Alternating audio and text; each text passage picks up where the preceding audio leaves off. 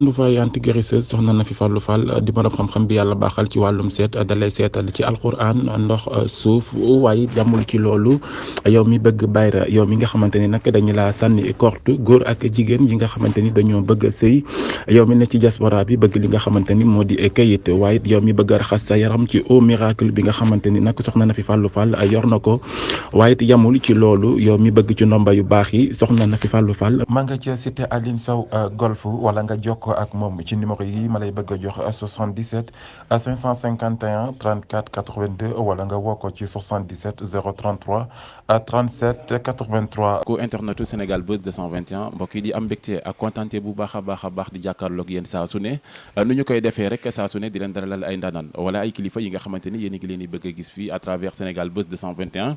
waaye ni ko noonu tey la ñu dalal suñu papa joo xamante ne sénégalais xam nañu ko à travers liggéey bu am solo bi nga xamante ne mi ngi koy def di ci bégal sénégalais tey nag tur yi bëri na xamuma ban laa ci war a joxe waaye je donne le nom de Mansour de la série Emprise tey moom laa dalal fii ci Sénégal Buzz 221 fas yéene séq ak moom waxtaan muy suma papa suma xarit dama koy bàyyi rek mu nuyoog mbokku internet yi papa maa ngi lay nuyu bu baax di la ziar. ñu ngi lay delloo ziar El Hadj Kébé yow mi ñëw seet si ma sama kër woo ma sabablu woon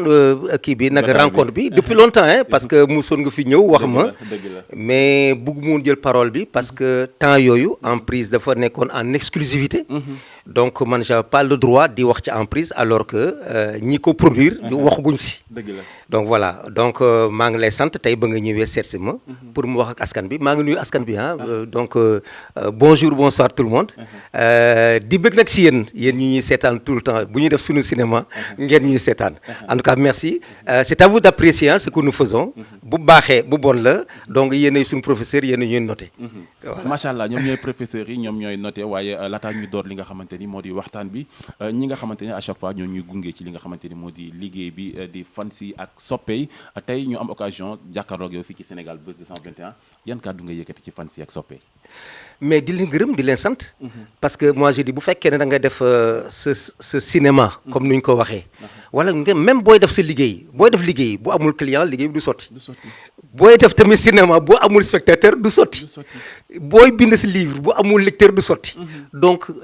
njukkal bi si yéen la ñuy remercier yéen la ñuy sant ci temps ba ngeen passé nag devant la télévision di ñu seetaan ñun ñuy def suñu cinéma comme j'ai dit mais rien que pour bëggal leen mais aussi tamit pour xool tamit ñun ban niveau la ñu toll par rapport ak yéen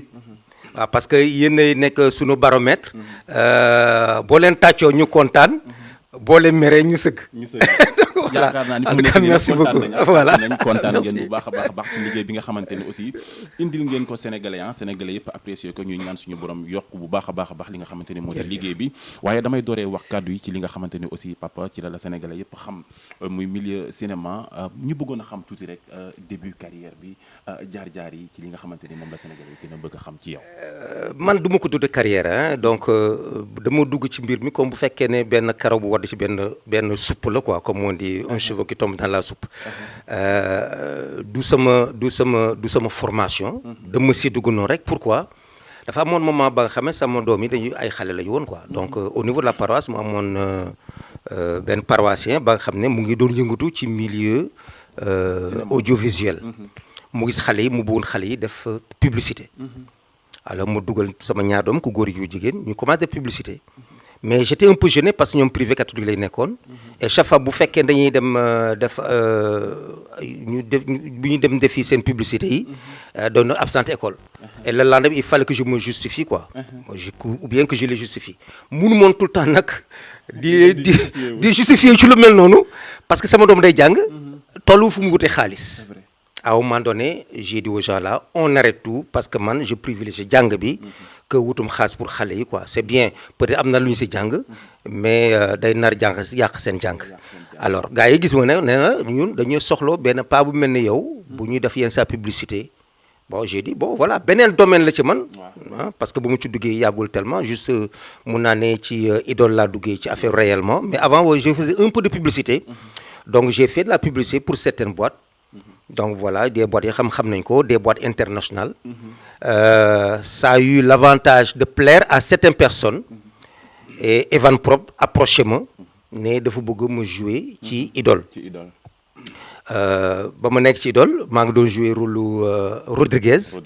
À un moment donné c'était le directeur de cabinet du ministre donc Mamadou Ba. Le père de Eva. Voilà. Le Seigneur ait son âme, paix à son âme. moom gaañu na donc c'était mon idole à moi parce que moom laa jëkk a gis ka nga xam ne vraiment il est dans le milieu teete na ma ci nag avant muy disparaître ba mu demee nag après j'ai pris sa place dans Idole nekk le ministre Rodriguez et sur ngi Idole dem naa ak yéen ba saison 7 saison 8 nag joué wu ma parce que saison 7 on m'a fait sortir je devais retourner comme on dit dans le film aux États-Unis voilà léegi ba ma jógee foofu tamit am na ñeneen ñu ma abordé joué naa ci Infidèle donc avec Evan Prod ñu jël ma joué rôle Père François donc dans 2 épisodes j'ai conseillé des jeunes qui devaient se marier bi si mujjee daal moom mooy Emprise où j'ai joué le rôle de Mansour benn multimilliardaire bu am ñeenti jabar. macha allah point boobu dogguma la papa mais xam naa ni dinañ ci ñëw comme ni nga ko waxee ca duggin ci li nga xamante ni moo di milieu bi mais bi nga ci duggee ak léegi naka nga ko gisee. Attends, c'est un milieu très motivant, hein, très sympathique et tout. C'est un autre milieu d'affaires, disons. J'ai fait pratiquement plus de 30 ans dans les affaires. J'étais propriétaire de boulangerie, gérant de boulangerie, des employeurs du Sénégal. Je suis dans l'Assemblée générale, donc après je membre élu. Et depuis fin 2019, disons, la bokk ci bureau chambre de commerce nekk fa trésorier adjoint. Voilà. Donc par la suite le waa Emprise gis waa Marodi ñëw ne dañ ñoo bëgg ma liggéey ak ñoom. Mais ba ma ci nekk ba léegi j'ai rien à regretter. Peut-être ci ñu si gën a ancien la bokk. En matière d'âge laa wax mais bu fekkee ne affaire compétence la. Moi je me définis comme le petit poussé de la boîte. Parce que moi je rencontre des experts de la parole et de la gestuelle dans ce milieu-là. Franchement parler. Donc moi je suis le dernier venu man maa si gën a ñàkk xam-xam. Et j'applaudis de demain quand je vois certaines personnes yi nga xam ne bon dañoo yàgg ci affaire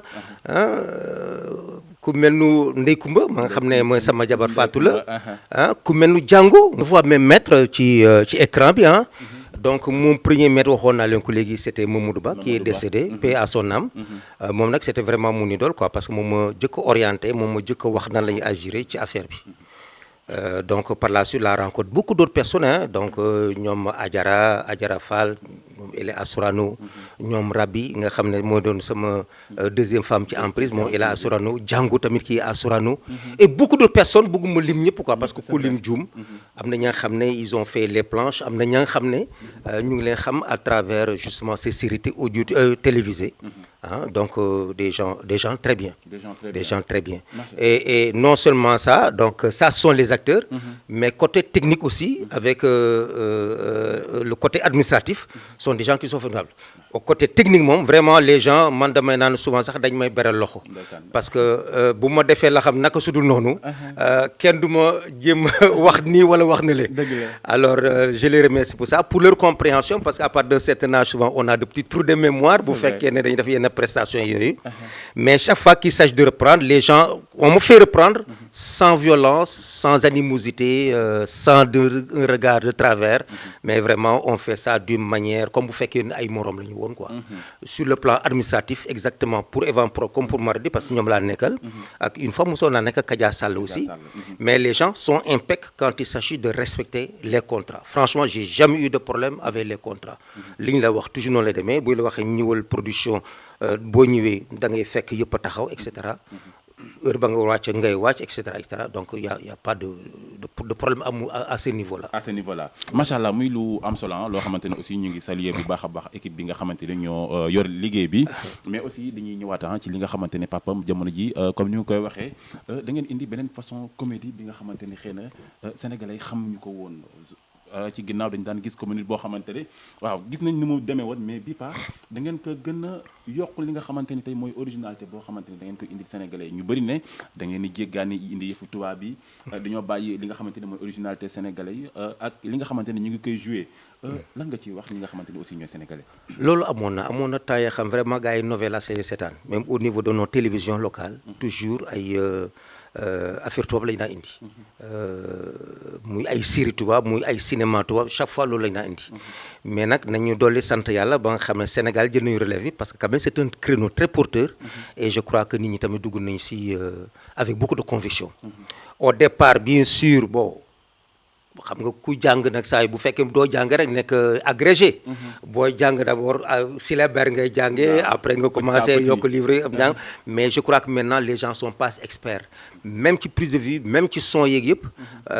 moi je sais que même ba ma commencé avec Evan Prod ak léegi il y a eu beaucoup de changements de la part justement de beaucoup de maisons d'édition parce que doon naa gis gars yi def ay séries télévisées mais audio télévisé donc am na yaa nga xam ne c'était pas tellement ça mais maintenant tout le monde s'est bonifié et c'est comme bu fekkee ne Evan Prod dama ñeneen ñi baal nag man foofu loolu laa mën a wax da mel ne Evan Prod ñoom ñoo lancé affaire bi mais ba mu ñëwee tamit Marodi beneen type aussi laa gis des gens qui sont des experts dans leur domaine franchement moi j'ai absolument rien à dire dans le domaine du son dans le domaine des images de l'éclairage et tout franchement ce sont des gens qui sont impeccables même dans le domaine du montage ce sont des experts qui sont là maintenant et je crois que toutes les maisons d'édition presque noonu la ñu def parce que loolu moo tax mu am floraison maintenant de trucs parce que bu fekkee gars yi defuñu lu baax kenn du leen seetaan comme j'ai dit donc c'est le public qui est nos professeurs qui note buy la mal noté doo jàll donc bu fekkee ne day bari ay vues rek c'est que tu leur donnes satisfaction tu leur donnes satisfaction et puis ba noppi on n'a rien inventé ñun suñu ay réalité la ñu génnee ba ma nekkee Evan Prod aussi ba ñu defee Idole ñëpp xam nañ ko c'était des réalités qui étaient là des réalités qui étaient en matière politique en matière de travail en matière sociale li ñuy joué tamit Marodi c'est exactement ce qui se passe dans nos familles munoo wax lépp nag ci benn série donc série bu nekk ak spécificité ak lu mu war a wax lan la ñun bii on s'est cantonné dans la famille polygame sénégalaise ay micmac yu ne ci biir yoo xam ni duñ ko xam da ngay gis nit fonk ko fekk am na lu bare lu muy nëbb ci suuf am na yoo xam ñu jot nañ ko génne mais réalité bi moo gën a grâce sax fiction wala fiction voilà vrai voilà macha allah mais aussi papa tey avancement bi nga xamante ne aussi milieu bi am na ko ñu bëri gis ni macha allah am na tuuti xaalis parce que ñu bëri ñu ngi ciy gis seen bopp di ci sant yàlla bu baax mais question bi nga xamante ni sénégalais ñu ngi koy posé di jàpp ni ndax li nga xamante ni tey moo nekk ci ginnaaw maison de production yi ndax ni xaalis bi bëree amul lu nekk seen ginnaaw boobu wax bu ngeen ko dégg man mun ma xam bu fe xaalis bari na wala bariwul man li ma xam mooy sama cachet et je sais pertinemment que même en matière de matériel dafa des en matière de matériel dafa des parce que la ngay gis ñu génne ko dans les pays développés en matière de matériel tollooguñu foofu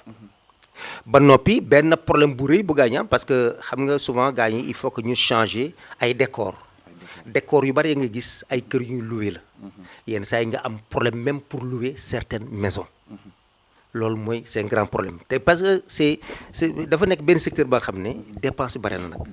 waaw man je ne parle pas des salaires qu'on paye aux gens mais rien que location de véhicules rien que location des maisons déplacement yi dem ci hôtel yi yooyu yëpp ay fay la te yooyu yëpp je ne pense pas que sponsors yi répondre à toutes les demandes parce que am na ñu bari nga xam ne foofu la ñuy lâcher parce que sponsor bi balaa mu lay jox dara il faut nga jox un bon produit bu xoolee ne que mënoo ko jox un bon produit bu fekkee dafa science ne yow doo am kii bu baax nag fàtt naa sax nu ñu ko waxee li nga xamante spectateur yu doy boo amul spectateur yu doy du la jox dara quoi mais buñ la wóoloo xam ne yow da nga am audience bu rëy ci affaire boobu vraiment là les sponsors peuvent répondre voilà est-ce que nag dina doy est-ce que doy man dugg mu nekk mu ci milieu boobu quoi moi je suis juste un acteur voilà un acteur mais ce que vous voyez d'habitude mais fu may waxee souvent sénégalais xaalis bu bëri bi ñu ciy wax ñoom seen bopp dañuy dem ba poser wu question que ni est-ce que amul ay lobby wala yenn loo xamante ni mi ngi seen ginnaaw parce que souvent dañuy gis yenn rôle yi nga xamante ni ñu ngi koy joué loo xale yi à chaque fois dañuy gis critiques yi nit ñi di ko ñaawlu wala di ko naqarlu loolu aussi en tant qu'un père boo toogee gis yenn rôle yi nga xamante ni mi ngi daw ci télé bi xale yi di ko joué. xam nga les producteurs sont des hommes d'affaires ils ont des boîtes ils travaillent te nit ki buy liggéey tamit day liggéey la nga xam aussi dina jàll booy dem bitim réew di jënd marchandise da nga jënd marché ba xam boo ñëw Sénégal da nga ko jaay. boo indee marché nga teg ko fii kenn bugg ko duñ ko jënd yaay perte. booy def tamit sa ay prise comme ça nga def sa ay série te mënoo ko jaay tamit tu perds beaucoup. alors da ngay jéem a seet nag lu mun a neex majorité bi. mais nag la perfection n'est pas de ce monde. man li mu bëgg mën nga ko bañ. yow la nga bëgg mën naa ko bañ. am na série yoo xam ne dañuy wax affaire diine. am na ñeneen xam dañuy wax affaire diine. am na yoo xam série yoo xam affaire xale la. am na série yoo xam affaire mag la et cetera et cetera léegi nag bu fekk critique rek la. nit ñi duñu avancé. nit ñi duñu avancé mais je vous dis que c'est un milieu ba xam même bu amee xaalis entre guillemets compté gu ma si milliardaire. compté gu ci milliardaire. te ailleurs y a des milliardaires. même fonctionnaire milliardaire am na fonctionnaire milliardaire am na. waxutuma la ña nga xam ne bon ils sont dans leur propre entreprise quoi business. macha allah ma ñëw ak yow ci li nga xamante ni récemment si la Sénégalais yëpp gën a xàmmee muy série Emprise bi. nga joué fa loo xamante ne aussi suñu culture la. loo xamante ne xëy na bëri na ñoo xamante ni ñu ngi koy dund seen i kër. di ay kilifa nit ñi jox leen cër naw leen waaye message bi ngeen ci génnee da ngeen a mel ni dafa am ñoo xamante da ngeen li yeeyuwaat ci kaso bi ñu nekkoon seen i biiri kër am ñeent soxna ak ki mujjee ñëw di ruube kër gi.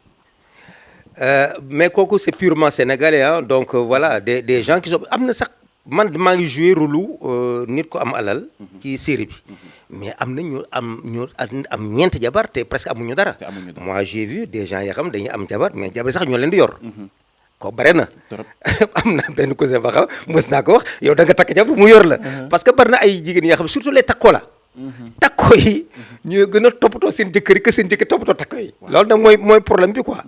donc rôle mu joué rôle milliardaire la que nga xam ne il a les moyens d'entretenir matériellement seen ay jabar. mais le grand problème c'est pas un problème matériel. problème mu jikko ba ngay gérer la.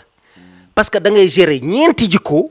ñu war a ànd nga ànd ak ñoom te coow du si bari. heureusement que sama xaalis moo yore. ci film bi. mooy canaliser gaañ kenn bëggul dem parce que boo demee yaay ñàkk. tu restes. donc man bu mu waxee ndax loolu da ngay toog mais da ngay toog def gérer ay caractère te dafa am ay pic yoo xam dañ koy defandi ci biir ñoom seen biir. ak wujj. te am di waxuñu lépp ba am na yu garaaw yoo xam ne. génnewuñ ko mais am na yu garaaw yoo xam ne day am ci àdduna bi mais yow mi jëkkër doo ko sax yëg. kenn du la informé ci dara doo yëg dara ci kër gi tu es l'inconnu loolu moo tax ñu ne dans nos familles là jigéen moo yor kër.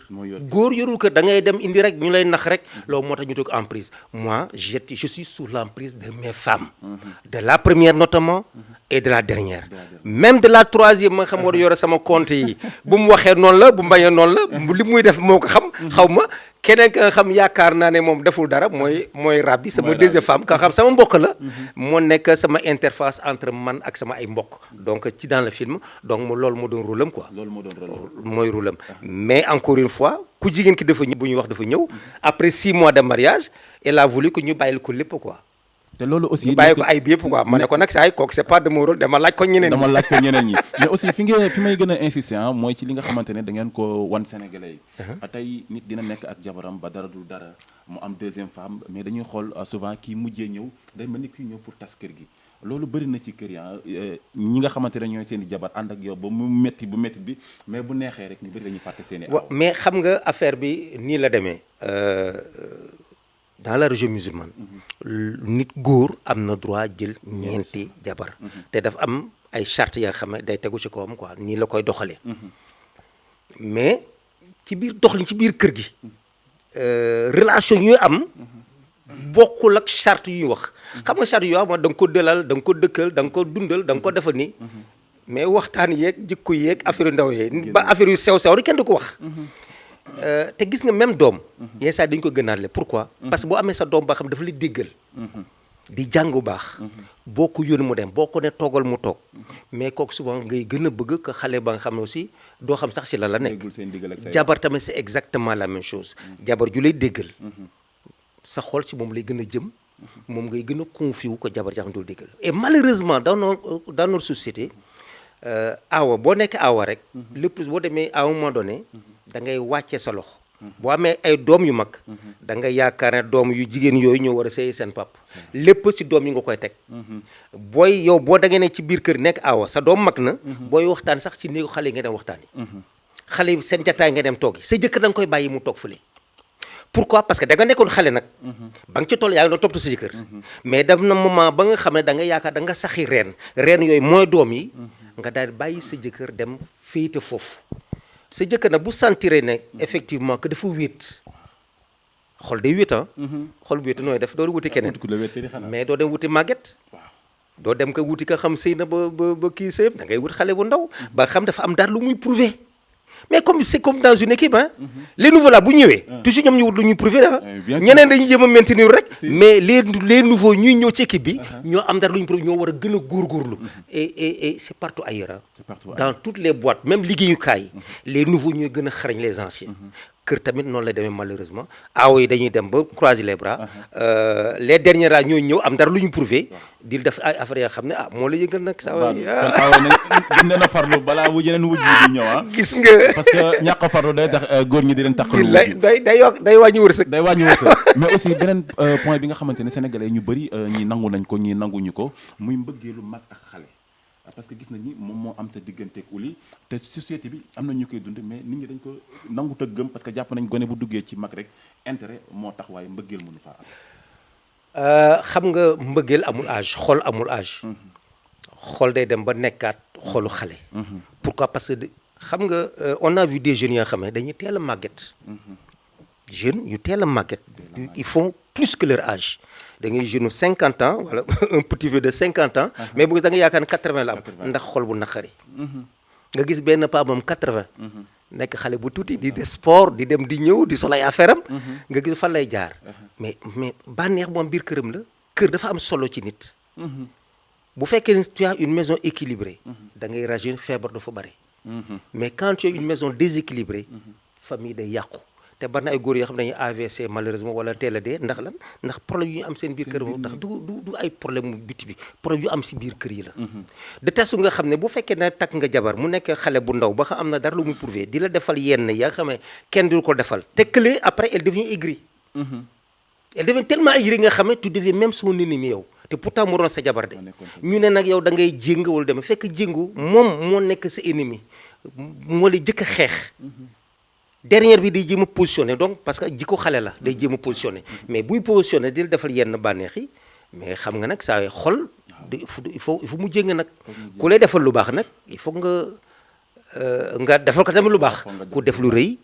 am lu rëy bien que nag ñu góor ñi tamit xam ne kan mooy seen aw parce que bu fekkee ne aw bi dafa la jëlee fekk amoo dara nga dem ba nekk quelqu'un de bien placé dans la société ñu nga am tur ñu lay wax nga mel benn daraja benn dayoo mais kooku il faut nga dellu ko njukkal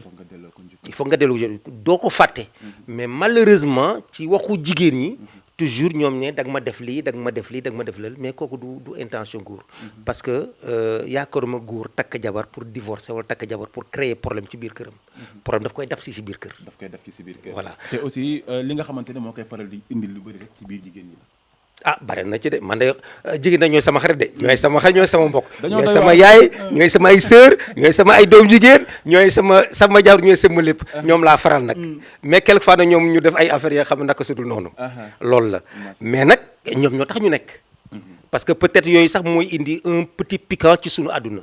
parce que bu fekkee yooyu am woon àdduna day daal di soof day nekk benn affaire ba xam tous les jours même chose lay doon moo tax ñu ne gis nga ceeb lu mu neex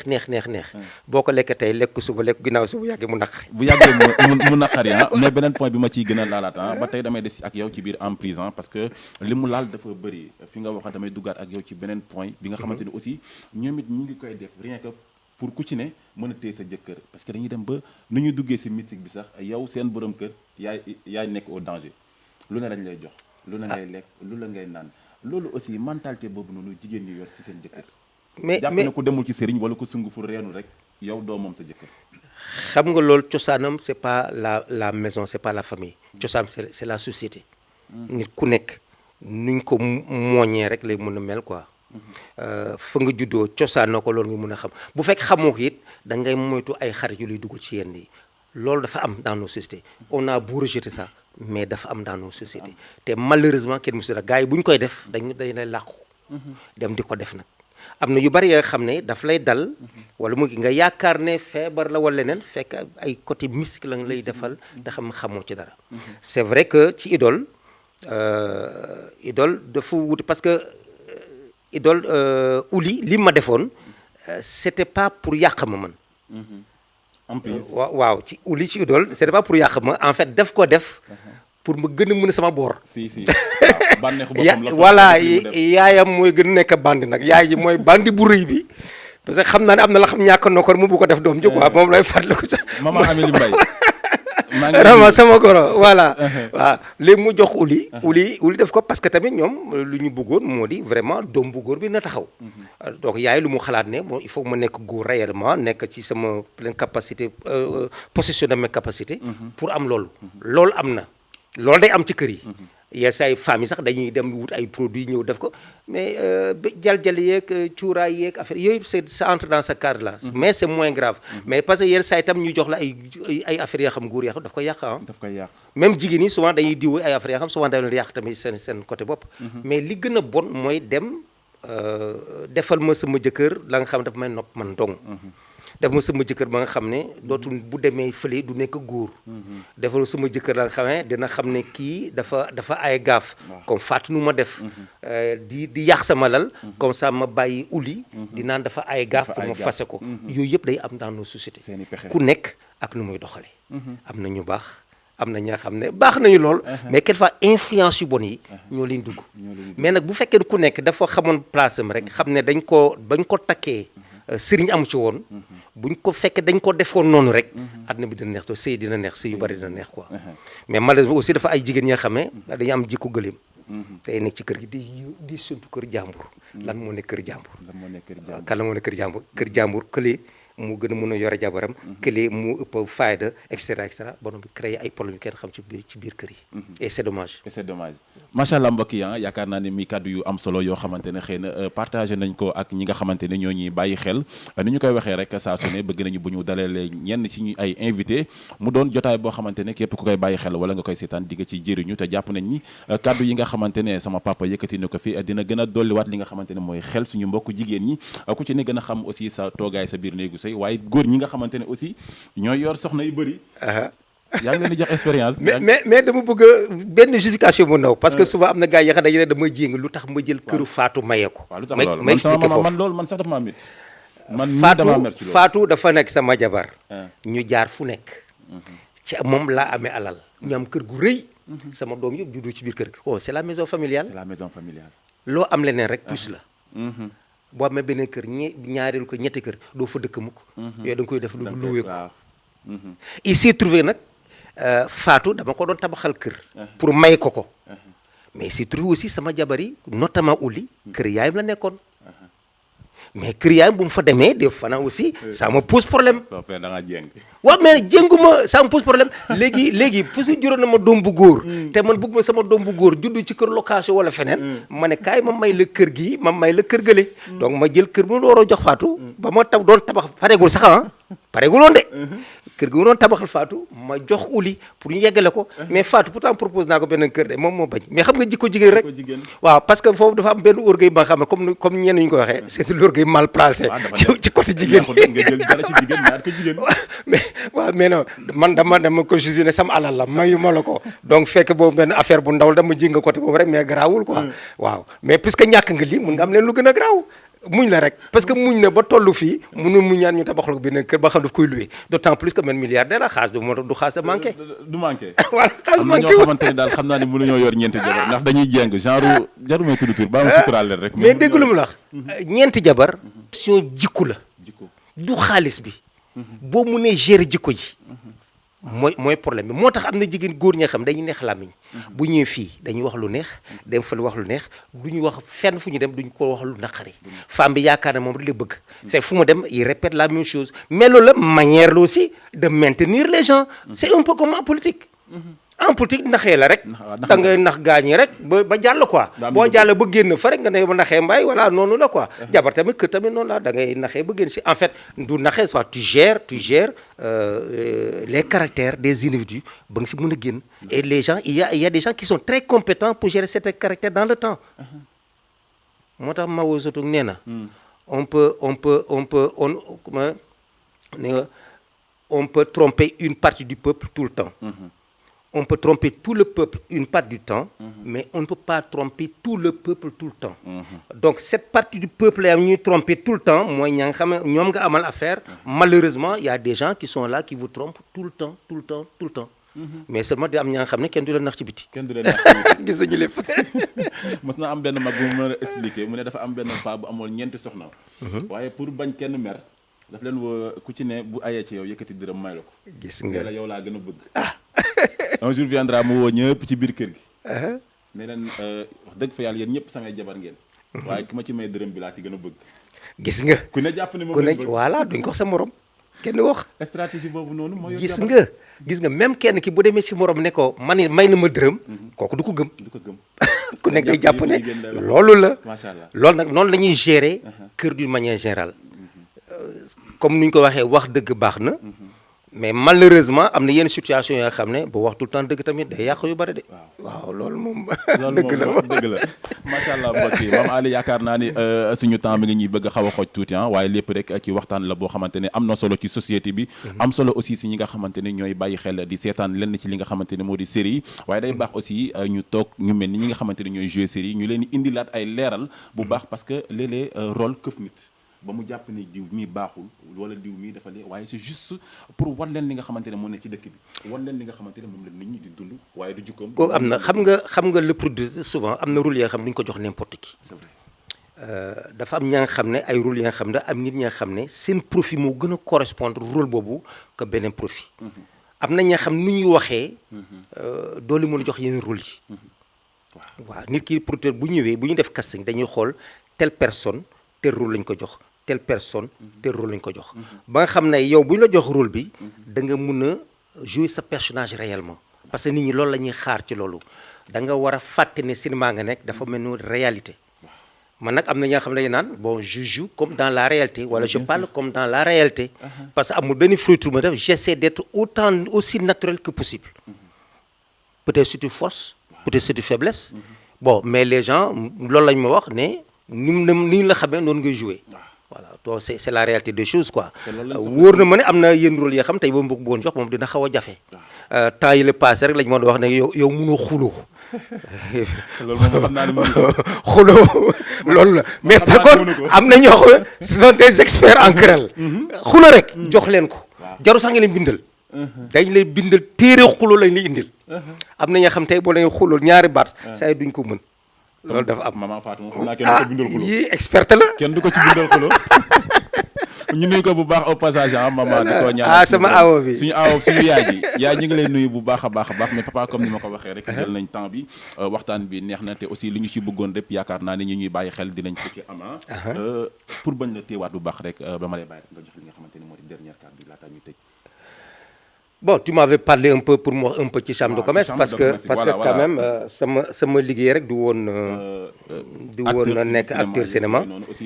j'étais chef d'entreprise j'ai fait 30 ans de boulangerie je me suis essayé aussi dans l'immobilier après ci loolu laa jógee dem nekk chambre de commerce je suis membre élu du bureau de la chambre de commerce foofu trésorier adjoint là. Donc foofu on a besoin de nos compétences surtout bu ñuy def confectionner budget bi ak bu ñuy xoolaat les comptes les comptes de l'année passée waaw compte bilan yi donc foofu on intervient aussi avec les techniciens de la chambre de commerce et puis ñun ñooy influer surtout en matière de budget dañuy xool quelle est la politique du président et politique bu muy prôner moom la ñuy fexe ba mu dugg ci budget bi parce que tout dépend bu fekkee dafa am may projet donc il faut dire que ce budget boobu nag il faudrait mu am une bonne part ba xam dañ ko def à l'investissement bu fekkee ne dañoo am ay recrutement il faut mu feeñ tamit ci biir pour que ñu mun a fay salaire ñooñu voilà bu fekkee ne on veut être aussi dans le social il faut mu am benn enveloppe ba xam dañ ko génne ñu dugg côté social donc ñun ñooy toog ak technicien wax la lii mooy politique président nii lañ koy doxalee mais tout en faisant en sorte que affaire bi mun a équilibrer parce qu'il ne sert à rien bind ay montants yoo xam aussi alal bi demeewul noonu à la fin toujours da ngay def ay réajustement te yooyu baaxul da ngay def la nga xam ne mën nga ko xool année bi def projet war naa mun a am temps ci année bi donc sama dépense temps la war a doon mais ci biir dépense su ma def nii laa koy réparé dinaa fay courant dinaa fay location bi dinaa fay salaire dinaa fay naa jënd dund bi dinaa fay école yeeg noonu loolu mooy budget bi loolu mooy budget te borom kër gu ne xam na ko nag Mame Ali joxe woon naa sama dernière kàddu sax pour mu tàggatoo waaye ci biir waxtaan bi dafa am loo xamante ne foog ma boole ko ci ci li nga xamante ne moo di liggéey bi mu mel ni dafa am leneen loo xamante ne xëy na da ngeen ko imposer ñi nga xamante ne ñooy ndaw yi ne ci ginnaaw wala ñi nga xamante ne ñoo war a ñëw ci niveau étude bi nga xamante ni tey fa la jàng mën a yóbbu ba ci biir li nga xamante ni moo di cinéma bi parce que bu ñu xoolee comme ni nga ko waxee carrière bi demeewul woon waaye dafa mel ni niveau étude bi tey moo tax nga teel a maîtriser affaire bi ba Sénégalais gën la cee ràññee jàng bi ban sens la ci gën a am. cinéma bi ça n'a rien à voir njàng bi parce que encore ku nekk ak rôle bu muy joué. am na ñàkk a jàng tamit mën na la waaw empêcher aussi ay waaw ça dépend bu fekkee ne par exemple am na série yoo xam dañuy làkk tubaab jàng tubaab baax na ci. waaw am na série yoo xam c'est purement wolof. donc il faut nga maîtriser wolof bi. donc jàng école amul benn problème am na ñoo xam ne dañoo am compétence innée maanaam dafa mel ne dañuy judde compétence boobu quoi. ay don la quoi ba xam yàlla moo leen ko defal. pour ñu mun a wax ak nit ñi def ak nit ñi yu demee noonu. man yàlla na may na j'ai au niveau universitaire j'ai une maîtrise en sciences économiques. ba ma doon jàng xalaatum woon ne dinaa sax. nekk boulanger. bay nekk acteur cinéma. maa ngi doon xalaat leen ba ma doon def ba ma nekkee cycle di jàng normal. foog naa médecin lay doon. mais avec le temps je me suis rendu compte que j'ai perdu des années à l'école. bon des trucs des problèmes de santé moom moo taxoon. après j'ai fait sciences économiques. ba ma def sciences économiques malheureusement année bu ma génnee 1981. boobu lañ def lu ñuy wax la politique des ajustements structurels. kooku Banque mondiale FMI moo ko imposé au Sénégal ba xam dañuy def restriction budgétaire donc dépense yu xaalis yi état bi doon daf koy wàññi donc embauche am day wàññi ko année boobu les concours les examens les embauches yëpp dafa wàññi ko ñu commence ñun di coow parce que en 83 il y avait l'élection présidentielle ñu commencé dugg ci di coow c'est la première fois que moom ay diplômés yu génn ci biti di coow ci seen nekkin ak yooyu gaa ñi jox ñu tàngal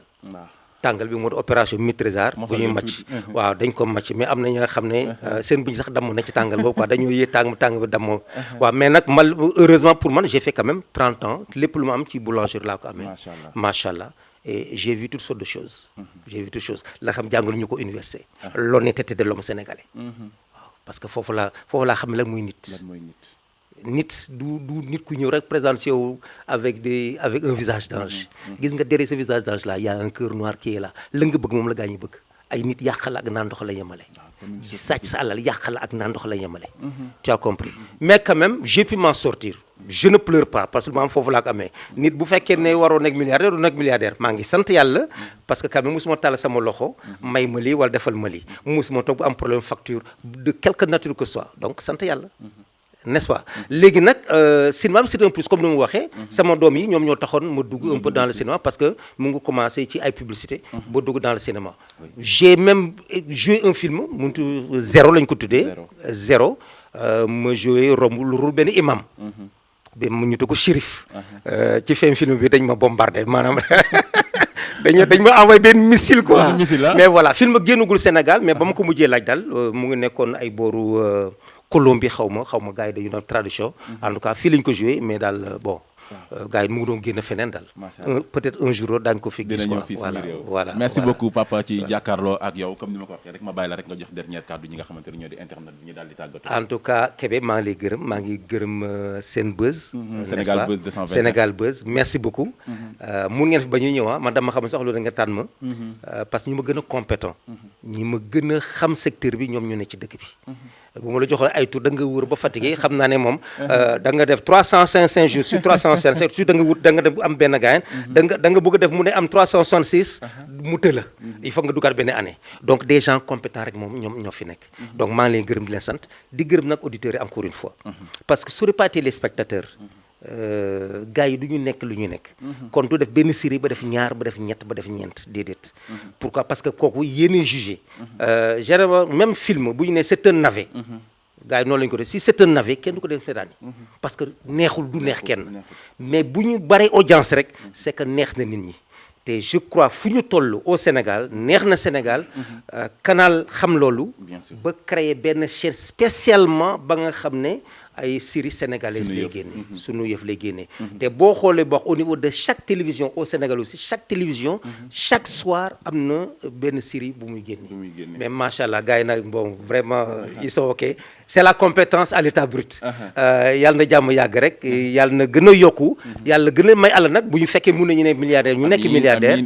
mais encore une fois je sais man qu'il y a beaucoup de dépenses yi nga xam ne gars yi dañ koy def te bari na ñi nga xam ne ils sont compétents la ñu am bu ñu amul sponsor du ñu dem te sponsor duñ jox ka nga xam ne il n'est pas compétent amul auditeur yu bare quoi voilà donc voilà bu fekkee ne am na spectateur yu bari ñi nga xam ne dañ koy seetaan voilà comme audimat quoi bu fekkee am na audimat bu rëy donc les gens dañu adhéré mais buñ ko amul du ñu adhéré parce que ñoom tamit lu ñu bëgg mooy à travers justement les films que tu sors ñu def seen publicité bien sûr parce que boo jëlee sa publicité nga yóbbu ko télé rek peut-être day cher mais boo ko jaarale ci chaîne ya nga xam ne chaîne série yi je crois que moom mooy gën a simple quoi parce que ci biir série lay nekk quoi dañu intégré ci biir bon boîte bi dina ci am mais réalisateur bi tamit dina ci am quoi en tout cas maa ngi remercier spectateurs yëpp gàcce ngaalaama yéen quoi parce que vraiment comme j'ai dit vous perdez votre temps di ñu seetaan parce que nit bu toog ci kanamu téléem rek am na lu mu waroon def wallaay dëgg la dem mu defi ko mu toog di la seetaan yow am na ñoo xam ñu war a jàngal seen doom am na xale yi dañoo war a jàng seen leçon am na jabar yi dañoo war a de préparer seen jëkkër am na jëkkër yaa xam war nañu génn dem ñefe ji dara defuñu ko am na ay xale yi war nañu dem sax dem fooy bëloteeg yu demee noonu mais lépp ñu bàyyi ko pour suivre série bi mais gàcce ngaalaama yéen merci beaucoup merci beaucoup ñi nga xamante ne ñoo ñuy bàyyi xel di téléspectateurs yi ñuy ñaan bu baax a baax confiance bi nga xamante ne am ngeen ko ci ñun yàlla bu mu jeex waaye comme ni ko suñu papa waxee rek liggéey bu am solo rek ak bëgg leen a bëggal moo tax ñuy daw suba ak ngoona yàlla na mbégte googu gën a yokk gën a yaatu waaye di leen ñaanal bu baax aussi ci weeru bi nga xamante ne moo di weeru koor gi maa ngi koy tooñ sànq ne ko ren ñun ñoo bokk koor gi c'est vrai que ñoo bokk ñoo la jëkk a tàmbali mais on aura 15 jours d'accompagnement on va s'accompagner mutuellement durant 15 jours après ñu bàyyi leen nag ngeen yeggale après waaw day lay gunge mais nag xoolal ngalax bi bu ñu koy def ñun day fekk ngeen nekk seen biir koor de est-ce que ngalax bi da ngeen ko lekk sax ren ji yaakaar dinaa la fi seet si waat heure ndogu am na ñu ne gars yi am ngeen congélateur quoi kon nag sama mbokk catholique yi day dafa ngalax bi bari jox ko suñu mbokk musulman am nañu congélateur guddi gi dañ ko lekk man ay 19 heures bu ngalax yi commencé ay 19 heures et quelque laa fi ñëw seet mais ngalax balaa muy neex na mu xaw a tàng nag moo tax heure boobu boo la ko dégg si congélateur ma xam nan lay tàngatee jërëjëf mbokk yi di kontaan bu baax a baax ci jàkkaarloo ak moom fii ci Sénégal Buzz 221 di leen jox dig daje ci benn numéro jërë ngeen jëf lu fay antiguérisseuse soxna na fi Fallou Fall di borom xam-xam bi yàlla baaxal ci wàllum seet dalay seetal ci alquran ndox suuf waaye damul ci loolu yow mi bëgg bayra yow mi nga xamante ni nag dañu laa sànni korte góor ak jigéen yi nga xamante ni dañoo bëgg a sëy yow mi ne ci diaspora bi bëgg li nga xamante ni moo di kayit waaye yow mi bëgg a raxas sa yaram ci eau miracle bi nga xamante ni nag soxna na fi Fallou Fall yor na ko waaye yamul ci loolu yow mi bëgg ci ndomba yu baax yi soxna na fi Fallou Fall ma nga ci cité Aline Sow golf wala nga jokk ak moom ci numéro yi ma lay bëgg a jox 77 551 34 82 wala nga woo ko ci 77 033 37 83